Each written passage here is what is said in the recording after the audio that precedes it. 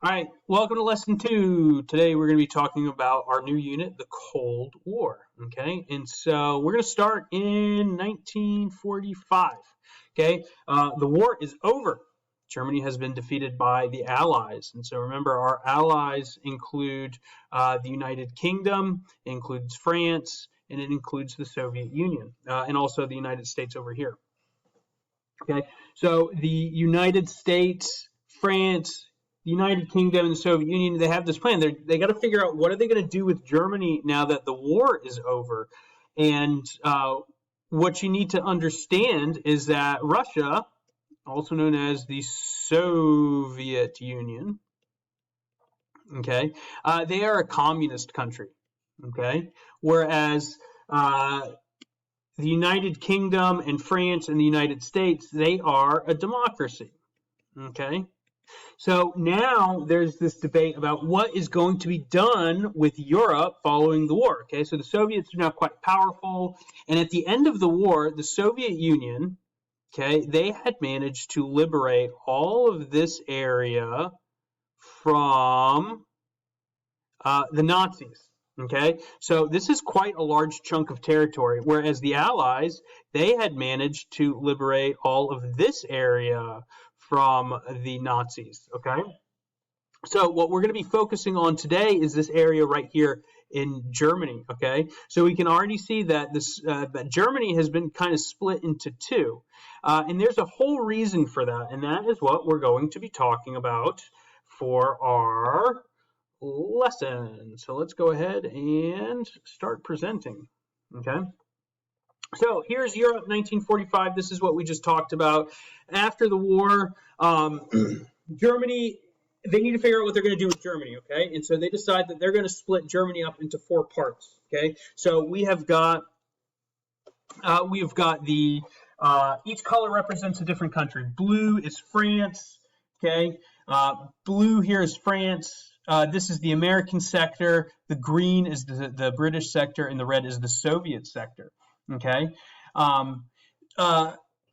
each country is responsible for helping to administer, rebuild, and what's called denazify, or get rid of all the Nazis in these areas. Okay, and the eventual plan is to reunite everyone at the end of the war.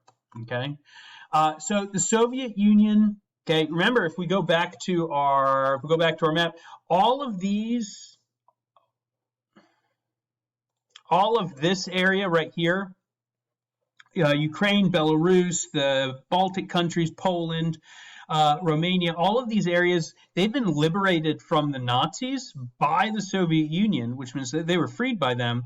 But the Soviet Union is installing communist governments. Okay, so the goal of the Soviet Union after the war is they want to spread communism to as many countries as they can. So as they're freeing these countries, they're making sure their governments are communist, which means that they would be loyal to the Soviet Union. Okay. Now, the Allies, they don't like this plan. They want to see these countries choose for themselves, right? They just fought a war against fascism. And these authoritarian, totalitarian leaders, they want them to be democratic countries. Okay. So, communism, okay, let's do a little review. It is an economic and political system where the government controls everything. Remember, under a communist country, they feel like people should get all the things that they need. The government will provide everyone with what they need. There's no poverty. There's nothing like that. In exchange for that, the government has total control over everything, okay? In order to get that economic freedom, people have to give up their political rights. So the Soviet Union, okay, it is a communist country. Okay, the USSR, Soviet Union, Russia, that's all the same thing. That is a communist country. Okay, democracy, and this is back to Unit 3. It's a form of government where people choose their leaders. They have elections. They vote. Okay. Now, the United States and Western Europe, so France and Britain, they're democratic countries, but they're also capitalist. Okay. So remember, the idea is that under a capitalist country, people are free to sell what they want, to buy what they want. They can open their own businesses and stuff like that. Okay. So following the war, they got to figure out what they're going to do with Germany. Okay. And they come up with this plan called the Marshall Plan. And the idea is that they're going to rebuild Germany.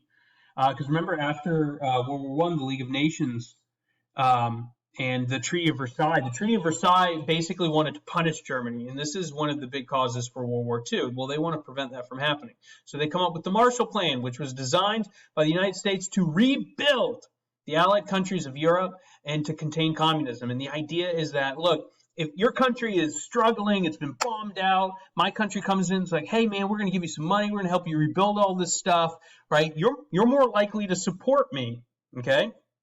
You're more likely to be my ally, or at least not oppose me, okay? The idea is by saying, hey, look, you're my friend, we can convince you to stop, to not be communist, okay?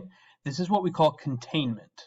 Okay, so contain means to keep in one place. They're trying to contain the spread of communism. So the Marshall Plan is money to help rebuild countries so that they like us, so they won't become communist. Okay. So here's our map of Europe after the war. Okay, so all of this red, these are what we call Eastern Bloc countries. Okay, the Eastern Bloc, so East Europe, the Eastern Bloc, these are all communist countries and is dominated by the Soviet Union. Okay, all the blue countries, these are Western Bloc countries. These are non-communist. Okay, these are mostly democracies and they're all capitalist. Okay, so countries like France and Britain. In the United States, obviously, those are the Western blocs, okay? And Soviet Union, Poland, Eastern Europe, these are all communist countries, okay? So notice here how Germany has been split into two, okay? So the Allied countries, remember they split up Germany to help rebuild it? Well, the Soviet Union says, look, we want a communist Germany. The Western bloc says, no, we want a democratic Germany, okay? And so this becomes a huge problem. And so the Soviets are very powerful after the war, as are the Allies, and this creates a difficult situation. So when I talk about the West, I'm talking about the U.S., France, West Germany. I'm talking about Britain. Okay, and they fear the spread of communism, so they start an organization called the North Atlantic Treaty Organization, NATO. Okay, and this is a military organization, and the goal is to contain communism. Okay, the East, okay, we're going to refer to the Eastern Bloc or the East or the communist countries, is led by the Soviet Union, okay, and it contains Eastern European countries or communist countries, okay. Well, the NATO pact, the NATO alliance, okay, it's trying to contain communism. Well, the Warsaw Pact is set up as a way to defend communist countries from NATO, okay? So the idea is now that we have a West versus East problem during the Cold War or immediately afterwards, okay? So I keep using this phrase, the Cold War, because that's what this unit is about, and it is basically the definition of what we've been talking about. It's this tension between the West and the East, okay? And so the West with NATO, okay, and the East with the Warsaw Pact, it's this idea that the Soviet Union is fighting against America, right? The U.S. leads the West, the Soviets lead the East, the U.S. leads NATO, the Soviets lead the Warsaw Pact, and they are competing with each other to kind of dominate global politics. Now, we say it's a war, but the United States and the Soviet Union never actually fight each other. They never go to war with each other. Instead, they're going to pay other countries to fight against the supporters of other countries, right? So the Soviets will pay one country to fight the allies of America. And I know this sounds complicated, but we're going to talk about this when we talk about the Vietnam War and we talk about the Korean War, okay? And so the U.S. and the Soviet Union's never, the U.S. and the Soviet Union never actually fight each other. And it's a good thing they didn't, because one of the things we're going to talk about this unit what we talked about for lesson 1, we talked about the end of the war and the atomic bomb. Well, now there's going to be this huge arms race where each country is trying to develop weapons that are more powerful and more destructive. We go atomic bombs, then we get nuclear missiles, then we get hydrogen bomb. So things get really out of hand, okay?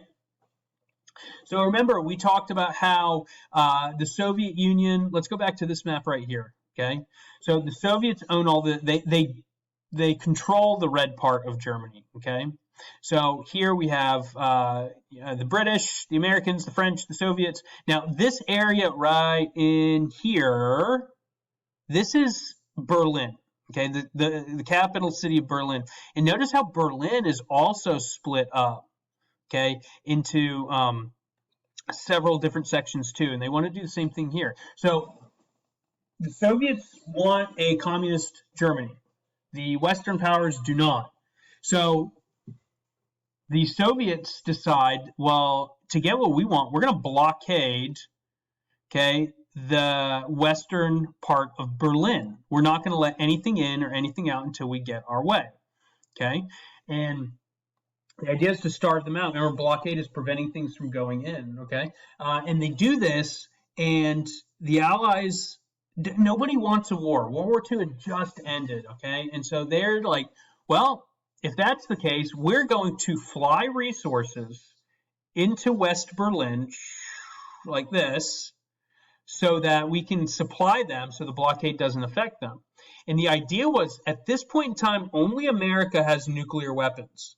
And so they took the risk that said, look, the Soviets won't shoot down our planes because if they do, they fear American nuclear technology. And they don't want to, they thought the Soviet Union did not want to start a war with the Americans. And they were right. Okay, the Americans were right. And the Berlin airlift, as it was called, okay, was a success. Okay, so the Soviets blockaded West Berlin to force the Germany into becoming communist, and it didn't work because of this Berlin airlift. Okay, so an airlift is when you fly supplies into another place. Okay, so France, Britain, and the United States, they brought cargo planes full of food and tons of supplies to the people of West Berlin. Okay, what ends up happening is that Germany becomes the center of the Cold War. And eventually, two countries form. You have East Germany, which becomes communist, and West Germany, which becomes democratic. Okay. Now, today, what you're going to be working on is in the Google Classroom, there is a Brain Pop video that you're going to watch, and there's some questions that go along with it. We also have some vocabulary for you to be doing as well. Okay. Try to get that vocabulary done by the end of next week. It's not too terribly hard. The Brain Pop video questions, though, try to get those done this week, okay? They're not very hard. We're going to start giving you kind of a 5-day deadline for these things, just because we want to make sure that people are actually doing this stuff. Okay. Now, again, if you have any questions about any of this stuff, please feel free to reach out to me. I'd like to see some more of y'all during our lessons. We're doing more interactive stuff. Okay. And hopefully we're going to be doing some GIM kits as well. Okay. So if you got any questions for me, please reach out to me.